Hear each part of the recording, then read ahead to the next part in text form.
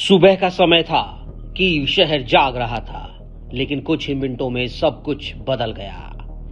रूस ने एक बार फिर यूक्रेन की राजधानी कीव पर तबाही बरसा दी और इस बार आसमान से फिर से मौत बरस पड़ी।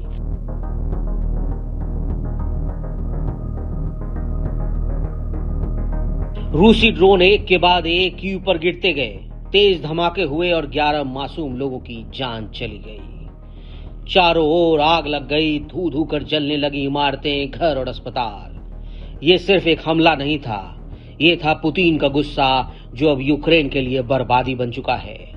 रूस अब सीधा युद्ध नहीं लड़ रहा, वो मनोवैज्ञानिक जंग लड़ रहा है जिसमें जेलेंस्की हारते हुए दिख रहे हैं। रूस के शाहेद 136 और लैंसेट जैसे कामिकेजी ड्रोन जो खुद को दुश्मनों पर गिरा देते हैं, ये सिर्फ जान नहीं लेते, दहशत का माहौल बनाते हैं।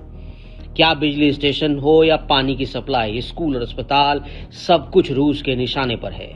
फरवरी 2022 से अब तक रूस ने 5000 से ज्यादा एयर और ड्रोन हमले किए हैं। सिर्फ अकेले कीव पर 300 से ज्यादा बार हमले हो चुके हैं।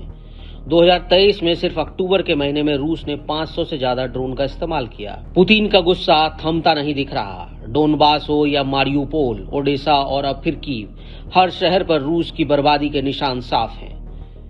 ऐसा लगता है कि पुतिन ये युद्ध जीतना नहीं चाहते, वो यूक्रेन का वजूद मिटाने पर तुले हैं। जबकि अमेरिका और नेटो देश यूक्रेन को हर तरह से मदद दे रहे हैं। हथियार, फंड, सैटेलाइट, इंटेलिजेंस, सब कुछ दिया जा रहा है।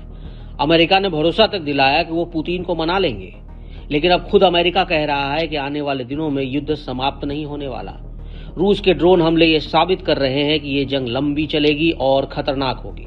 मेरा मतलब है, उन लोगों को वास्तव में शांति समझौते का प्रयास देने के लिए कहना होगा, लेकिन ये रूस और यूक्रेन के लोगों पर निर्भर करेगा। जबकि दोनों पक्षों को पता है कि शांति के लिए दूसरों की शर्तें क्या है, तो ये उन पर निर्भर करेगा कि वो किस समझौते पर पहुंचे और इस संघर्ष को रोके।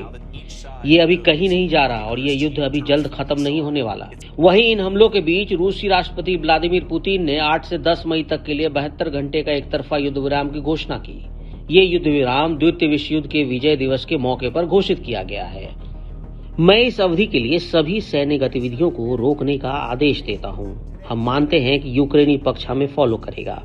हालांकि हमारे सैनिकों को दुश्मन की तरफ से संभावित युद्ध विराम उल्लंघन और उकसावे किसी भी आक्रामक कार्रवाई को पीछे हटाने के लिए तैयार रहना चाहिए। हम जानते हैं कि शासन ने, जैसा आपने मुझे बताया है, 100 से अधिक बार ऊर्जा हमलों पर प्रतिबंध के संबंध में समझौता का उल्लंघन कर चुका है। यही कारण है कि मैं आपसे सतर्क रहने के लिए कहता हूँ। वहीं यूक्रेन ने पुतिन के इस प्रस्ताव को खारिज कर दिया, साथ ही इसे अमेरिका और बाकी दुनिया को धोखा देने की कोशिश बताया। अब एक बार फिर हेरफेर करने की कोशिश की जा रही है। क्या किसी कारण से सभी को 8 मई का इंतजार करना पड़ेगा? उसके बाद ही युद्ध विराम चाहिए ताकि पुतिन परेड के दिन शांति बनाए रख सके।